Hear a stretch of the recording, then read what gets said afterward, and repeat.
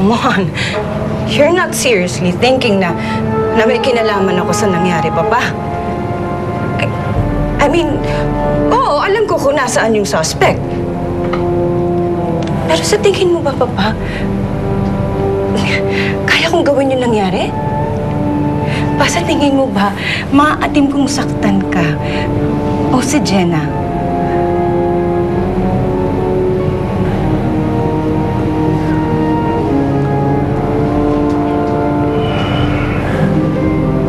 Joshua.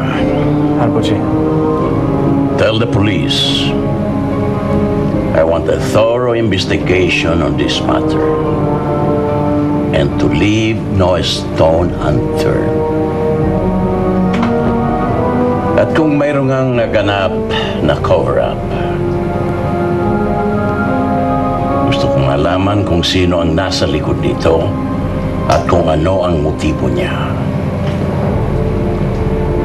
For all we know, baka hindi talaga ako ang target, kundi ito ang apo ko. Sige po, Harboji. I'll take care of it right away.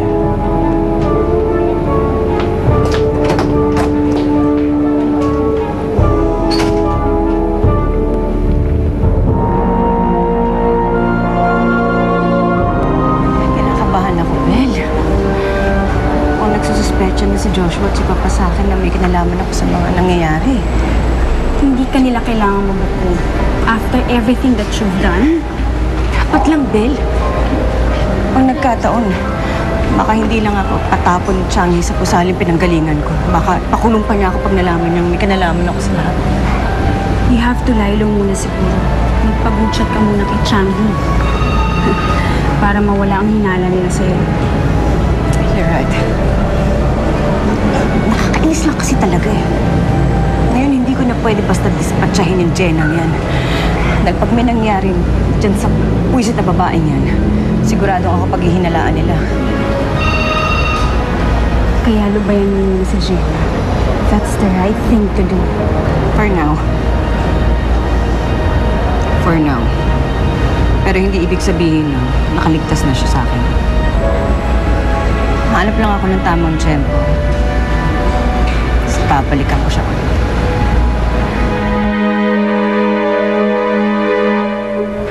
모든 레스토랑은 요즘 어떤가, Joshua?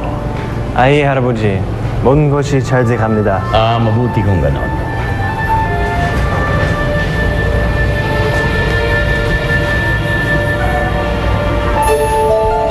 Jenny, patingin nga ng kwintas mo.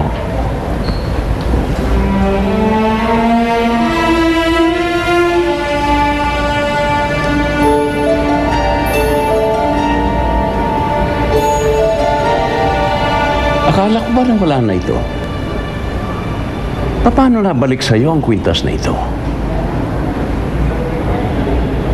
Jenny? Lolo, binigay ho sa akin ng kaibigan ko ho. Ang kwintas na ito ay pamana pa sa akin ng aking lola. Balang araw, pag wala na ako, higit pa dito ang mamanahin mo. Ikaw ang magpapatuloy ng mga sinimulan ko. Ikaw ang mga ngasiwa ng mga negosyo natin. Jenny, ikaw ang maging haligi ng aking angkan. Dahil ikaw ang mahal kong apo. Ang apo kong Koreana.